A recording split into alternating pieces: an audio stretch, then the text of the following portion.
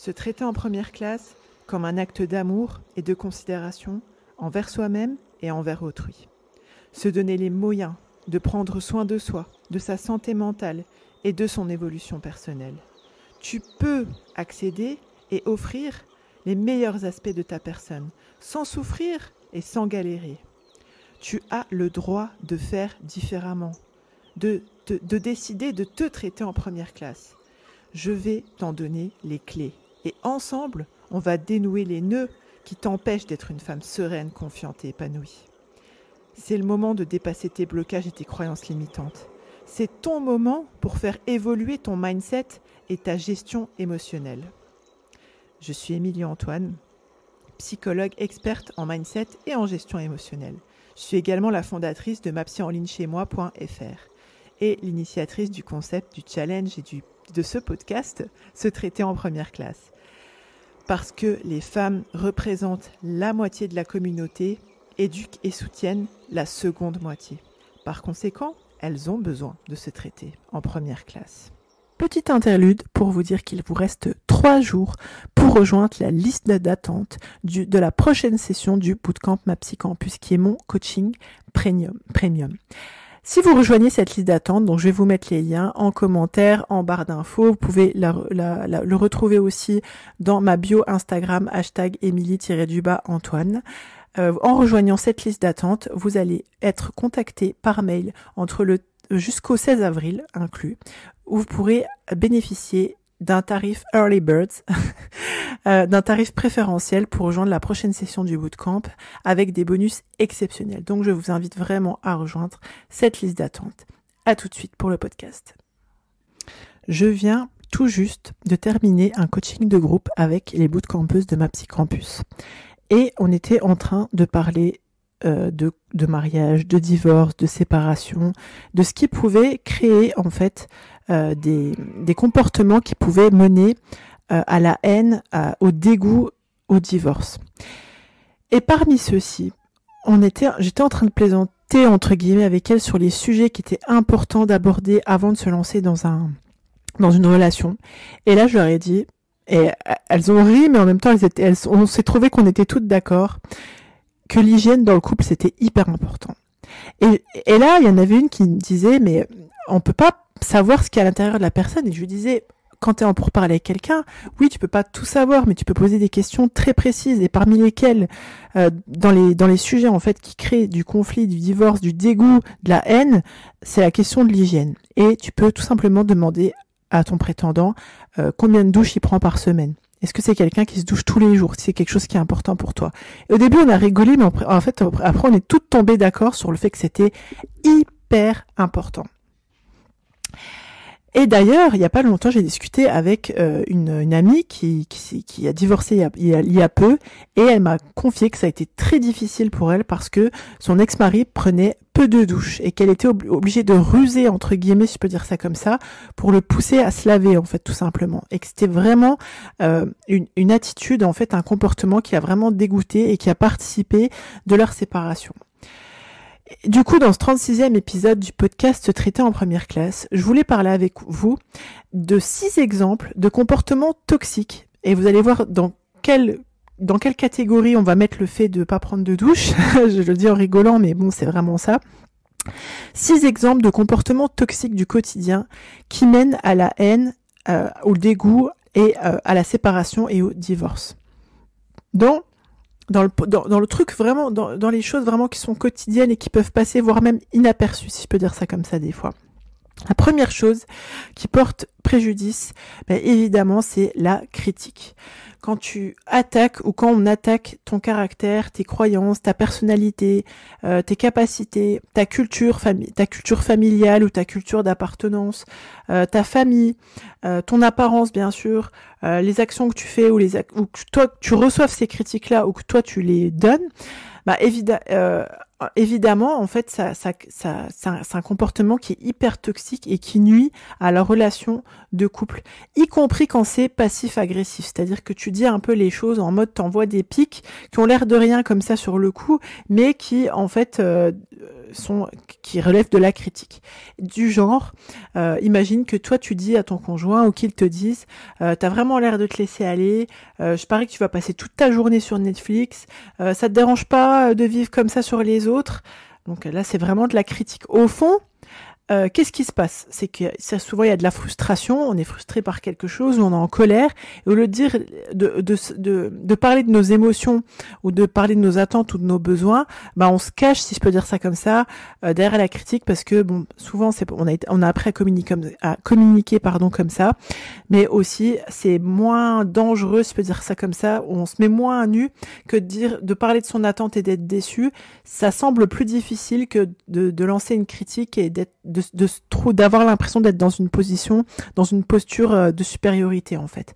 Et là tout simplement, par quoi remplacer cette critique? Parce que bon, on est là pour cibler les comportements, mais on est aussi là pour essayer de les remplacer. On peut dire tout simplement ce qu'on ressent ou ce qu'on pense. Après, c'est vrai que il faut accepter d'être dans cette posture de vulnérabilité, si je peux dire ça comme ça, mais réellement de maturité. De pas être dans la peur d'être déçu si on dit ce qu'on pense ou ce qu'on ressent ou ce qu'on attend, mais de le voir comme une opportunité d'affirmer sa personne dans le respect de soi et dans le respect de l'autre. Le deuxième comportement qui crée souvent de la haine, du ressentiment, qui peut mener au divorce, c'est le mépris. Alors le mépris, c'est un petit peu plus sévère que la critique, si je peux dire ça comme ça. Quand on communique, que ce soit nous ou notre partenaire, avec du mépris, ça peut venir d'un sentiment de supériorité, mais ça peut venir aussi d'un complexe d'infériorité qu'on tente de travestir, si je peux dire ça comme ça. Et souvent, qu'est-ce que ça se traduit par quoi? Quand on agit ou quand on parle de manière condescendante.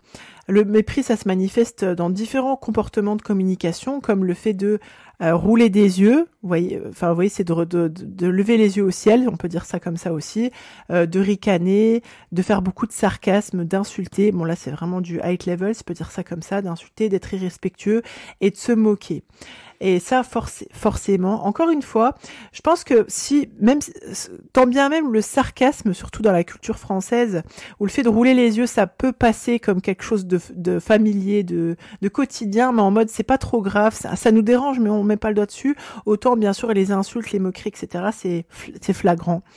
Et ça peut être aussi, si je vous dis à quoi ça ressemble, ça ressemble à, bon là c'est vraiment violent ce que je vais vous dire, mais du genre je déteste vraiment les gens comme toi, c'est un miracle que tu sois sur tes deux pieds, et d'ailleurs c'est grâce à moi si t'en es là, j'en ai vraiment assez de toi, de cette manière d'agir, t'es bon à rien, donc là c'est vraiment, c'est vraiment, comment dirais-je, hyper violent, et d'ailleurs c'est le premier, selon Gottman, c'est le premier prédicteur du divorce dans les 6 premières années de mariage. Donc pour vous dire que voilà, c'est vraiment un comportement entre guillemets malheureusement du quotidien qui nuit énormément en fait à la relation de couple. Et si le mépris s'enracine à long terme, forcément les gens divorcent pas forcément parce que si on choisit de rester marié et de subir, on va subir le mépris et la critique par exemple, mais ça crée beaucoup de haine, en tout cas dans sa tête, dans son cœur, on est coupé de l'autre en fait. Et ça nuit à l'estime de soi, ça nuit à la relation et ça nuit à l'estime de soi.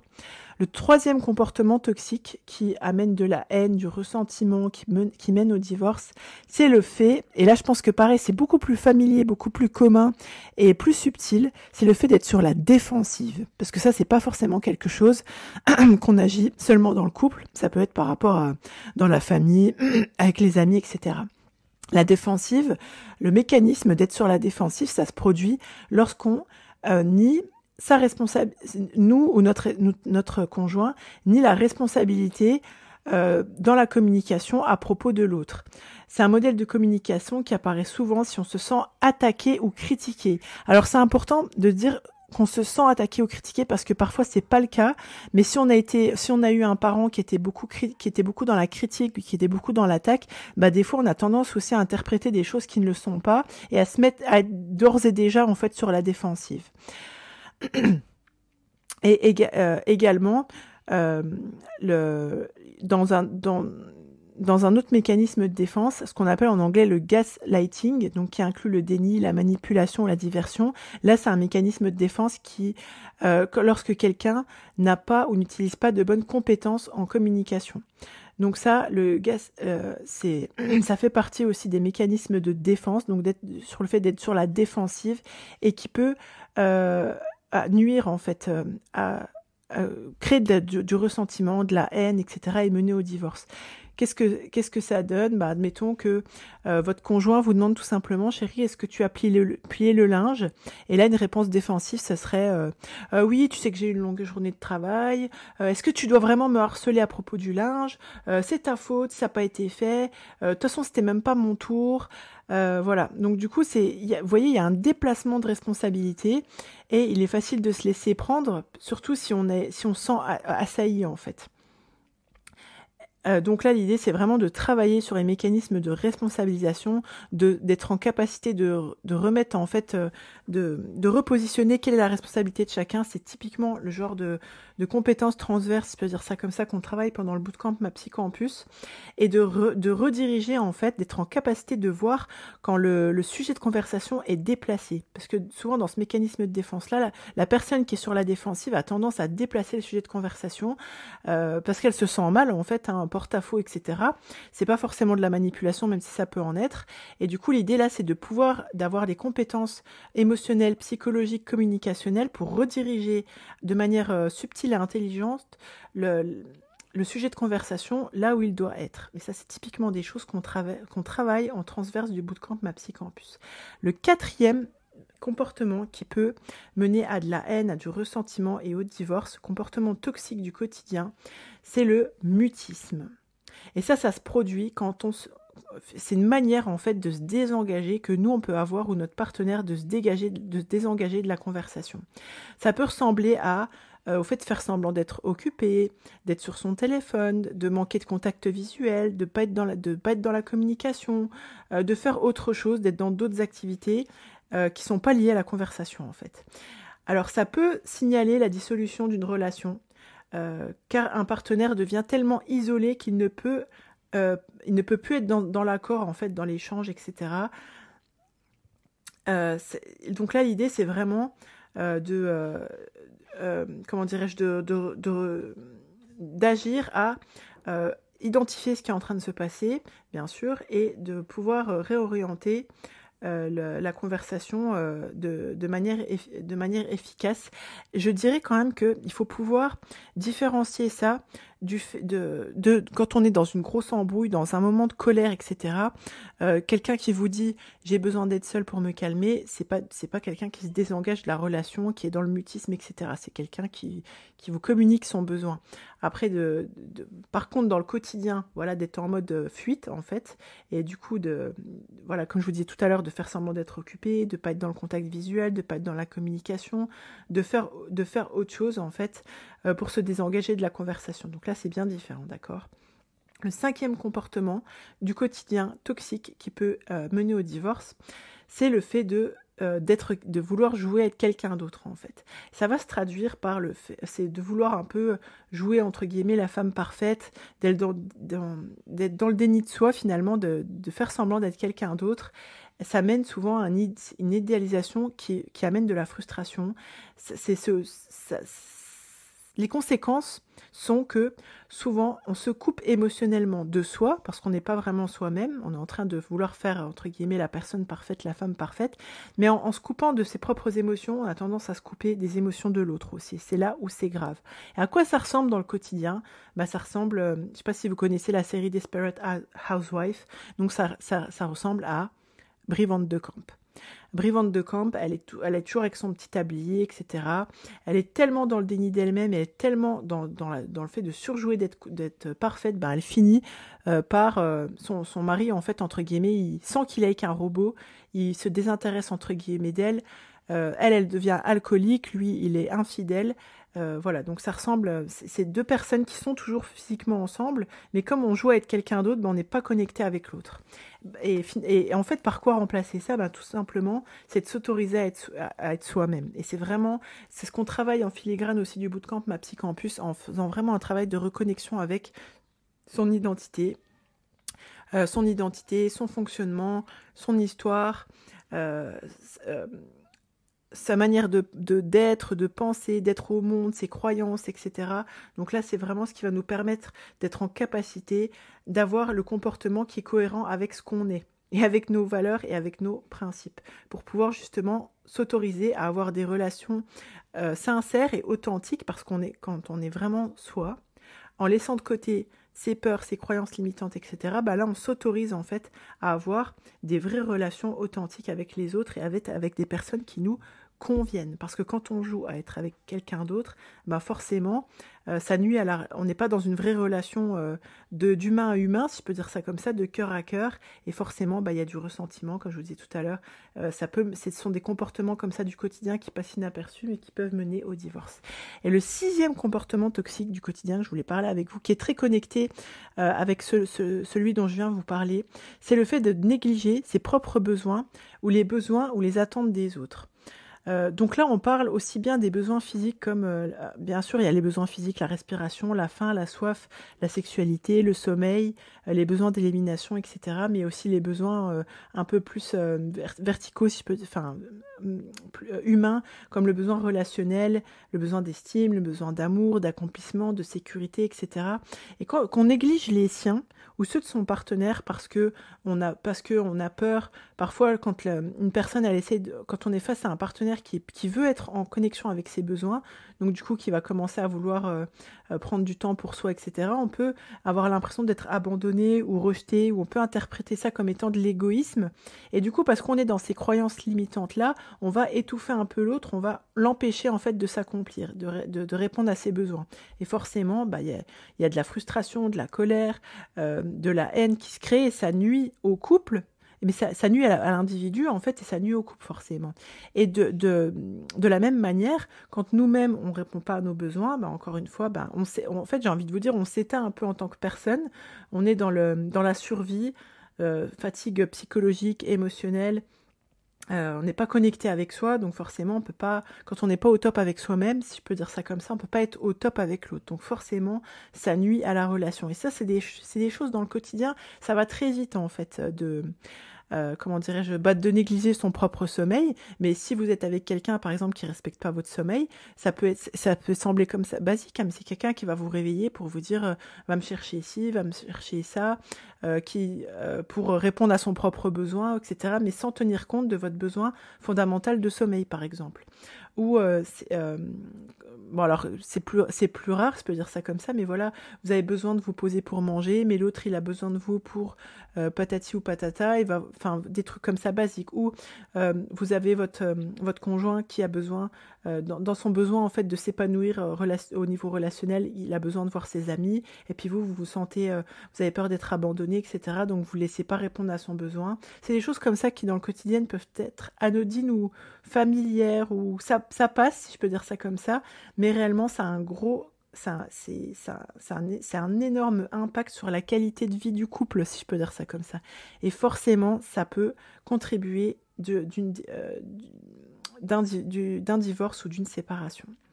Et à quoi ça, ça ressemble à quoi, hein, tout simplement, c'est le fait de s'oublier, de se mettre de côté soi, ou de négliger en fait bien sûr les besoins de l'autre, comme je vous disais tout à l'heure, en étant dans l'abandonnisme, le rejet, en l'acceptant en fait, parce que ça vous vienne c'est une chose, mais que vous n'essayez pas de régler le problème de fond, ça c'en est une autre. Donc par quoi on remplace ça? Le fait de prendre du temps pour soi, et surtout d'accepter que l'autre aussi ait besoin de faire ça, et que le couple, ça peut vous mettre en insécurité en tant que personne si vous avez des blessures d'abandon, de rejet, des traumatismes comme ça, des blessures sur lesquelles vous avez besoin de travailler, besoin de mettre de la conscience. Mais au niveau du couple, le couple n'en sera que plus fort en fait, parce que le couple est toujours plus fort quand chaque individu, au niveau individuel, vous m'excusez la redondance, prend du temps pour lui en fait, pour pouvoir s'épanouir en tant que personne. Quand on est épanoui en tant que personne, forcément, ça contribue à l'épanouissement du couple. Si vous voulez aller un peu plus loin sur ce sujet justement du couple, de la relation, etc., sachez que dans le podcast numéro 18 de cette émission Se traiter en première classe. J'ai passé en revue les 10 erreurs de couple qui mènent à la séparation. Et dans le podcast numéro 3, je vous ai parlé des 5 raisons qui empêchent une femme d'avoir une relation harmonieuse avec un homme. Donc je vous invite aussi à faire un petit saut sur le podcast 18 et le podcast numéro 3. J'aimerais beaucoup avoir vos retours sur ce podcast. Vous pouvez m'adresser une note, une review, ou contacter sur Instagram pour faire part de votre retour, etc. Ou mettre un commentaire sur la chaîne YouTube si vous êtes depuis la chaîne YouTube ou depuis votre plateforme d'écoute. Pensez à vous abonner et sachez que cette semaine, donc aujourd'hui c'est le 13 avril quand le podcast va sortir, jusqu'au 16 avril, si vous rejoignez la liste d'attente du Bootcamp MaPsyCampus pour la prochaine session, eh bien on va vous contacter par mail, donc la liste d'attente, je vais vous mettre le lien en barre d'infos, en commentaire, vous pouvez la retrouver aussi dans la bio Instagram. De la liste pour rejoindre cette liste d'attente et vous serez contacté par mail pour avoir l'offre, pour profiter de l'offre Early Birds, donc avec un tarif spécial et des bonus exceptionnels pour intégrer la prochaine session du Bootcamp MaPsyCampus. Merci de votre écoute et de votre attention. Au plaisir de revenir dans vos oreilles. Je vous ai présenté le podcast Se traiter en première classe, votre dose hebdomadaire pour vous construire le mindset d'une femme épanouie et en phase avec ses valeurs et ses principes. Chaque semaine, je vous donne des explications impactantes et des conseils concrets pour que vous puissiez vivre en fonction de vos aspirations et non en fonction de vos peurs et de vos croyances limitantes et de vos blocages. Pensez bien que vous êtes la première personne à bénéficier du crédit que vous accordez à votre existence. Prenez bien soin de vous et je vous dis à bientôt. Bye bye.